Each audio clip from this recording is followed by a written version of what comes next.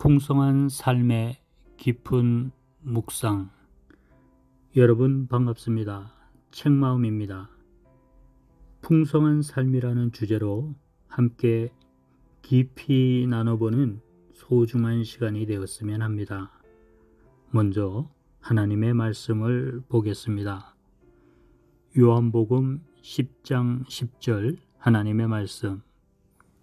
나는 양들이 생명을 얻고 또 더 넘치게 얻게 하려고 왔다.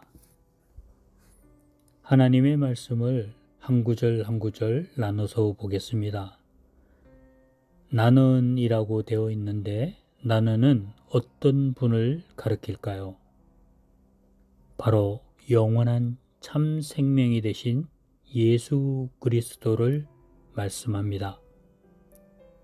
양들이 생명을 얻고 해서 그럼 양들이란 누구일까요? 생명을 잃고 생명을 회복해야 하는 피조물인 사람들을 가리킵니다. 어떤 분은 이렇게 따지실 겁니다.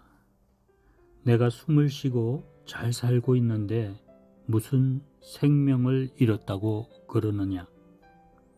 그러나 로마서 32장 23절 하나님의 말씀은 모든 사람이 죄를 범하였음에 하나님의 영광에 이르지 못하더니,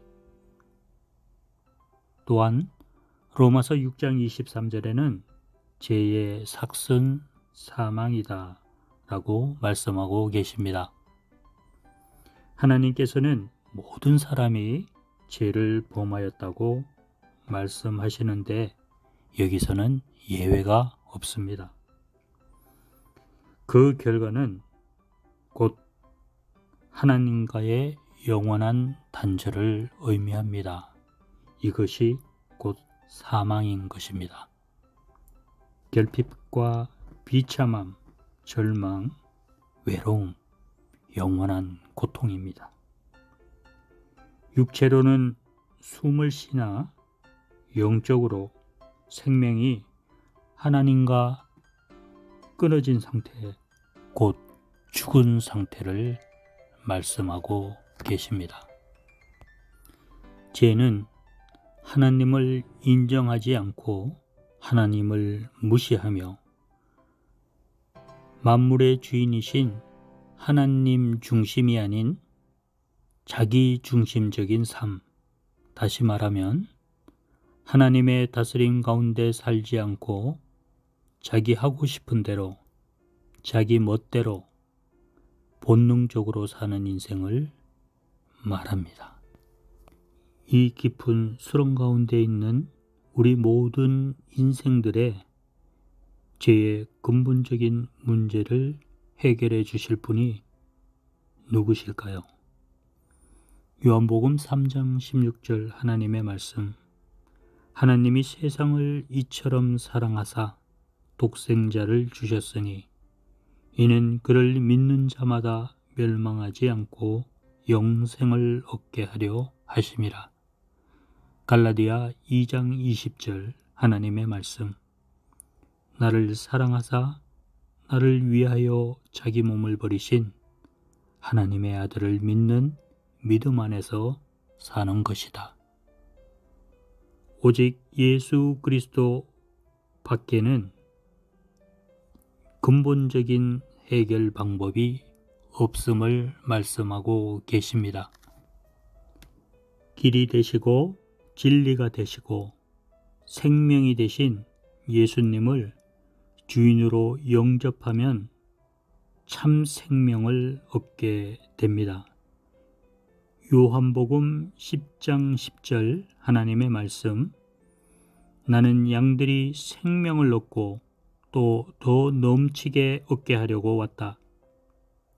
여기에서 또 더 넘치게 얻게 하려고 할 때 넘친다는 의미는 무엇일까요?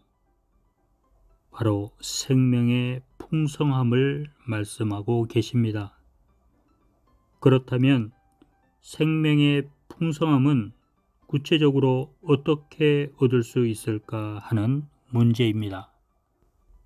고린도후서 5장 17절 하나님의 말씀. 그런즉 누구든지 그리스도 안에 있으면 새로운 피조물이라. 이전 것은 지나갔으니 보라 새 것이 되었도다. 첫째, 우리가 예수 그리스도 안에 있다는 것.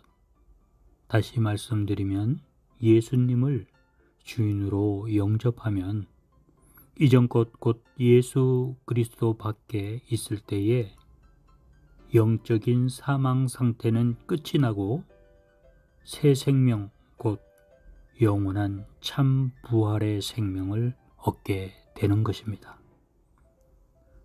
둘째로는 하나님께서 예수 그리스도 안에 있는 우리를 특별한 존재로 여기신다는 사실입니다. 에베소서 1장 22절에서 23절 하나님의 말씀. 그분을 만물 위에 교회의 머리로 삼으셨습니다. 교회는 그리스도의 몸이요 예수 그리스도는 교회의 머리가 되시며 교회는 그리스도의 몸입니다. 예수 그리스도를 주인으로 모시고 사는 모든 자는 그리스도의 몸이 되고 새로운 가족 공동체입니다. 하나님의 자녀들이여 부활의 생명을 예수 그리스도와 함께 날마다 누리는 자입니다.